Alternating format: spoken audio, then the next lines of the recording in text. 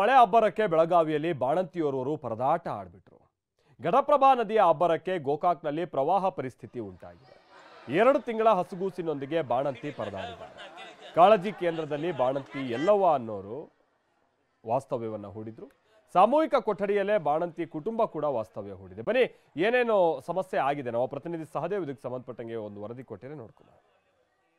ಏನು ಗೋಕಾಕ್ ನಗರದ ಜನರು ಕಾಳಜಿ ಕೇಂದ್ರಕ್ಕೆ ಶಿಫ್ಟ್ ಆಗಿರುವಂಥದ್ದು, ತಮ್ಮ ಮಕ್ಕಳನ್ನ ಕರೆದುಕೊಂಡು ಈಗ ಈ ಒಂದು ಕಾಳಜಿ ಕೇಂದ್ರದಲ್ಲೇ ಉಳಿದುಕೊಂಡಿರುವಂಥದ್ದು. 2 ತಿಂಗಳ ಹಸುಗೂಸನ್ನು ಕರೆದುಕೊಂಡು ಕೂಡ ಈಗಾಗಲೇ ಬಂದು ಕುಳಿತಿರುವಂಥದ್ದು.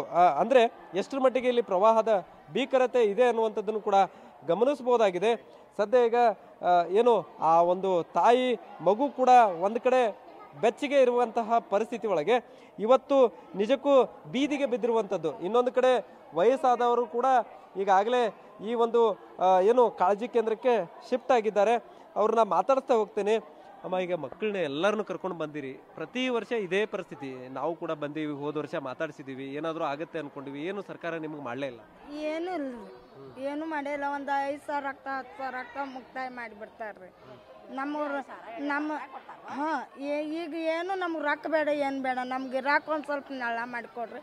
ಬಾಡಿಗೆ ಮನ್ಯಾಗ್ರಿ ಕೂಲಿ ಹೋಗ್ಕೋರಿ, ಕಸಕ್ಕ ಹಿಂಗೆ ಬಾಂಡೆ ತೊಳ್ಯಾಕ ಹಿಂಗೆ ಹೋಗಿ ಅವನ್ನ ತೊಗೊಂಬಂದು ಬಾಡಿಗೆ ಕಟ್ಟಿದ್ರು ಒಟ್ಟಿಗೆ ಮಾಡ್ಕೋದ್ರಿ. ಈಗ ನೋಡ್ರಿ ಅದು ಕೂಲಿನೂ ಹೋತು, ಎಲ್ಲ ಹೋತ್ರಿ. ಎಲ್ಲಾರು ನಮ್ಗೆ ರಾಕ ಒಂದು ಸ್ವಲ್ಪ ಆಸ್ಪತ್ರೆ ಮಾಡ್ಬೇಕ್ರಿ. ಅವ್ರು ನಮಗೆ ಹೊಳಿಗೆ ಬರೋದು ಯಾವ ಜಾಗ ಅದಾವ್ರಲ್ಲ, ಆಗ ಜಾಗದವ್ರನ್ನ ಬಂದು ನೋಡ್ಕೊಂಡು ಹೋಗಿ ಅವ್ರಿಗೆ ಎಲ್ಲಾರ ವರ್ಷಕ್ಕೊಮ್ಮೆ ಬಂದಲ್ಲಿ ಹೋಗಿ ನಿಂದ್ರು ಅಂತ ನಮ್ಗೆ ಏನಾರ ಆಸ್ಪತ್ರೆ ಮಾಡ್ಬೇಕ್ರಿ. ಅವ್ರು ನಮ್ಮ ಪರಿಸ್ಥಿತಿ ಇಲ್ಲನ್ರಿ, ನಾಜೂಕ್ ಐತ್ರಿ. ನಾವು ಕೂಲಿ ಮಾಡ್ತೀವಿ ನಾವ್ರಿ ಸಹ. ಮುಂದ್ರಿ ಈಗ ಡೆಲಿವರಿ ಪೇಷಂಟ್ ರೀ, ಈಗ ಮೊಮ್ಮಗಳು ಬಾಕಿ ಹಡದಾಡ್ರಿ. ಈಗ 2 ತಿಂಗಳು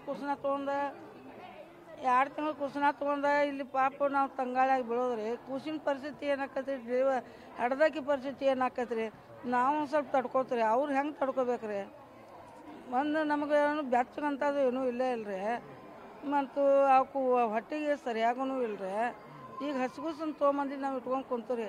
ಮುಂದೆ ನಮಗೆ ಇವ್ರನ್ನೆಲ್ಲ ಒಂದು ಸ್ವಲ್ಪ ಮಾಡಿಕೊಟ್ರೆ ಬರ್ದಂಗ್ರಿ ನಾವು ಆ ಕಡೆ ಇದ್ದು ಬಿಡ್ತೀವಿ.